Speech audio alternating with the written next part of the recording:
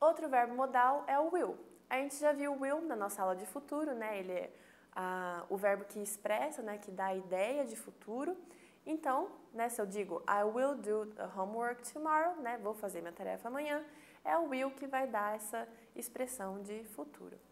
Só que tem uma forma alternativa do will, que é o shall. Só que o shall é usado só para primeira pessoa do discurso, que é eu ou nós, né, o caso do singular e plural, e ele é geralmente usado para fazer sugestões ou convites. Então, se eu digo, shall we go to the beach tomorrow?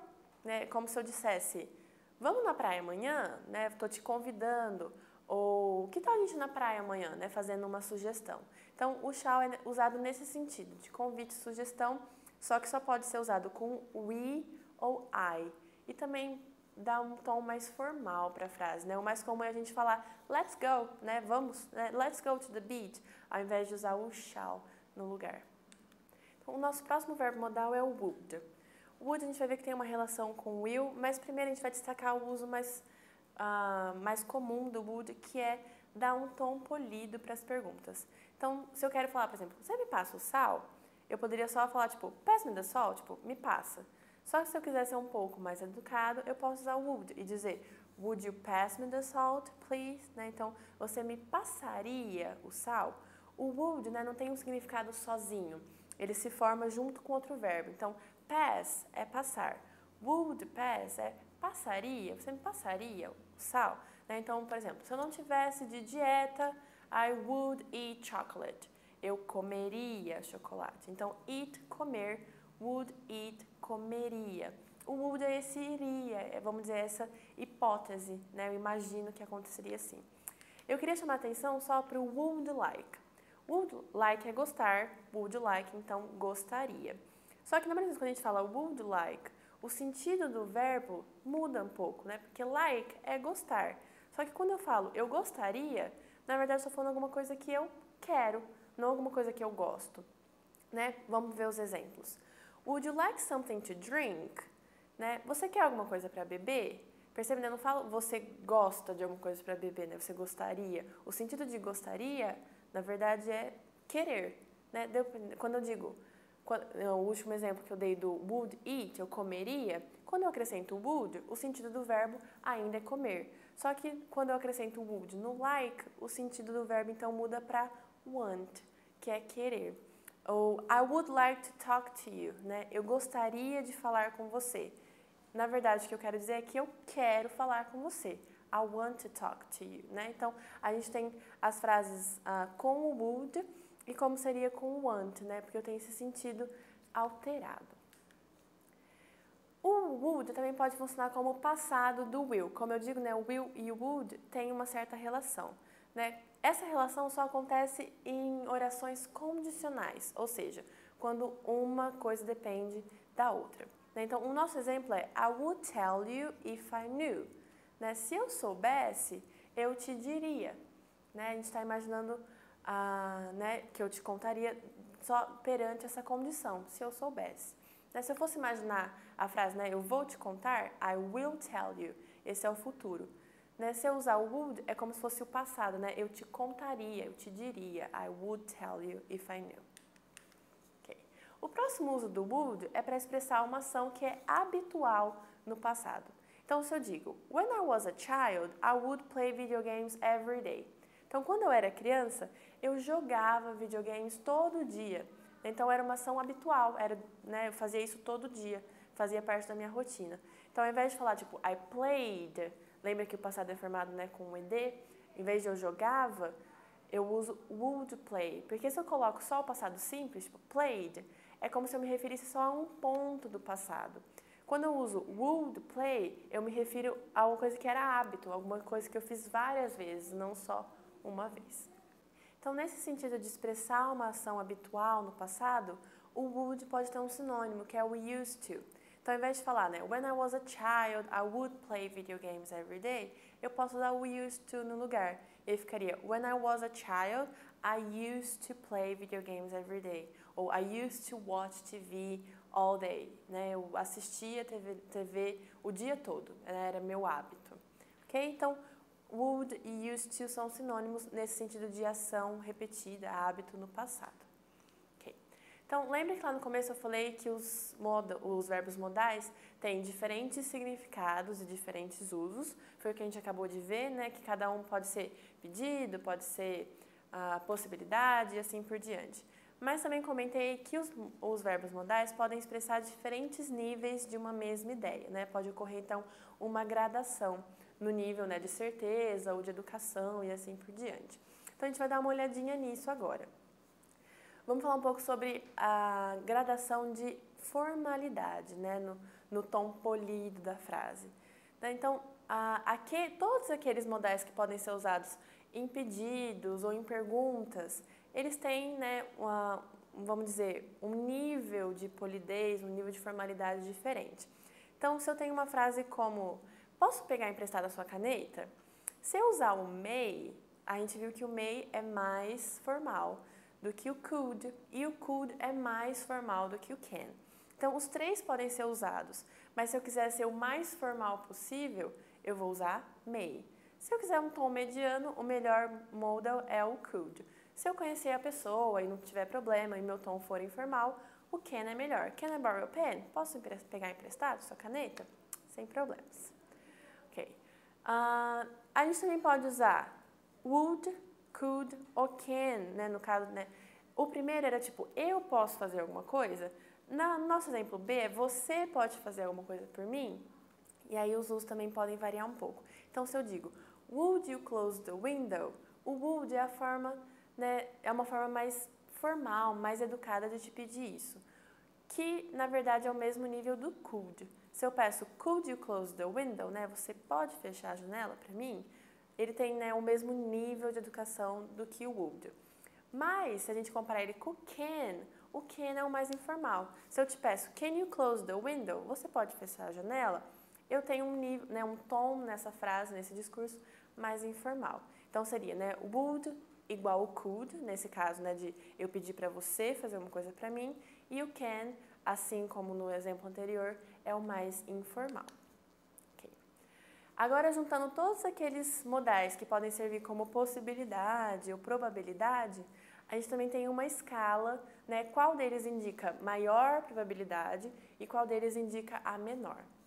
Okay? Só que a gente tem que separar as afirmativas e negativas, porque ela tem uma ordem diferente.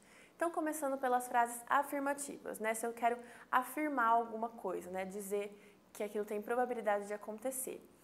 A probabilidade mais alta de acontecer, para expressar isso, eu vou usar, na verdade, nenhum auxiliar, né? Eu vou usar o próprio presente, né? Então, he is traveling, ele está viajando.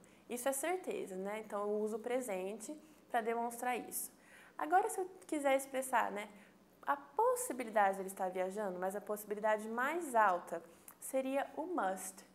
He must be traveling. Quando eu digo ele deve estar viajando com o must, é tipo 95% de certeza de que ele esteja viajando. Okay? Agora, se eu digo he may be traveling ou he might be traveling, né, ele deve estar viajando, aí eu já não tenho tanta certeza. A gente pode dizer que é 50% de certeza de que ele está viajando. Assim como se eu falo he could be traveling ou he can be traveling, né? Ele poderia ou ele pode estar viajando. Eu também não tenho tanta certeza. Então, se eu quiser, tipo, falar isso é fato, eu não vou nem usar um modal, eu vou usar o próprio presente, né? He is traveling. Agora, se eu tiver qualquer dúvida que seja, né, de possibilidade, o must é o mais alto, né? Então, vamos supor, eu estou esperando uma ligação de uma amiga minha, a Ana. O telefone toca, então a maior possibilidade, probabilidade é de que seja Ana. Então, eu posso falar it must be Ana, deve ser, com o must.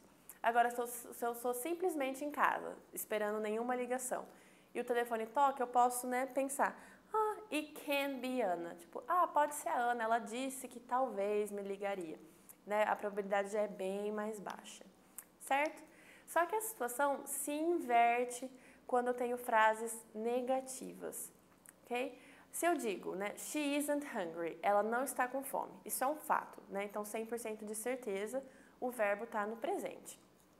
Agora, se eu digo, Sam couldn't be hungry, essa frase me dá 99% de certeza, né, aproximadamente, de que ele não pode estar com fome.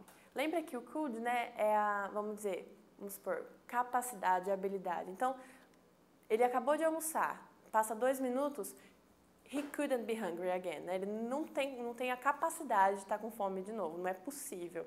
Né? Então, o couldn't seria a minha maior probabilidade no caso de uma negativa. Né? A mesma coisa com can't. Sam can't be hungry. Ele não pode estar com fome agora, ele acabou de comer. Né? Isso vai diminuindo um pouco, por exemplo, se eu uso must.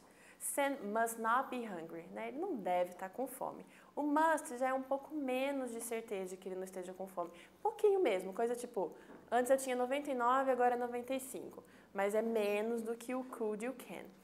Agora, se eu digo, Sam may not be hungry, ou Sam might not be hungry, né, ele não deve estar com fome.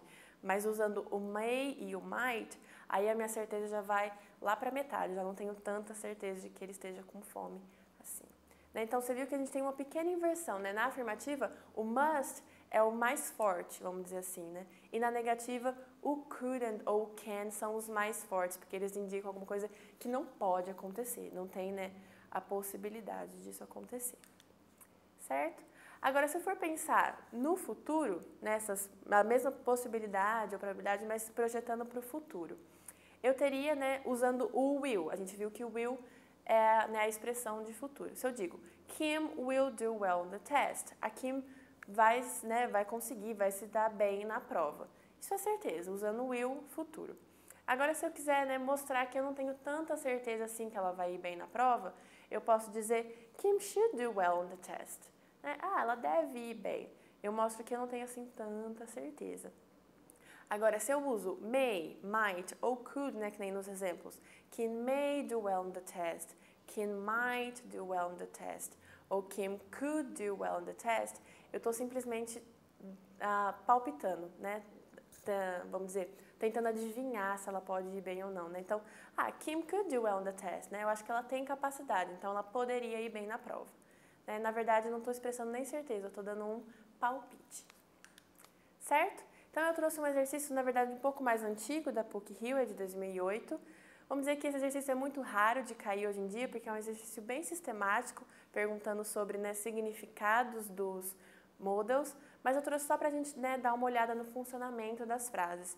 Então, eles queriam que você marcasse qual alternativa tinha o modal correto com a função que ele tem. Então, na primeira alternativa, a gente tinha lá, Today the world faces that might be called a clash of emotions. Né? O mundo hoje está vivenciando, está enfrentando o que a gente pode chamar, né, de um confronto de emoções. Nesse caso, você acha que o might está expressando obrigação? Não, né? Se ele pode estar, né, pode ser chamado, isso é uma possibilidade, na verdade não uma obrigação. Na alternativa B, a gente tinha lá, the first priority for the West should be recognize the nature of threat. Né? Então, a primeira prioridade que a gente deveria ter é reconhecer. Então, na verdade, né, esse é um tom de sugestão, de conselho. Essa seria, então, a nossa melhor alternativa. Porque se eu for olhar as outras, vamos ver.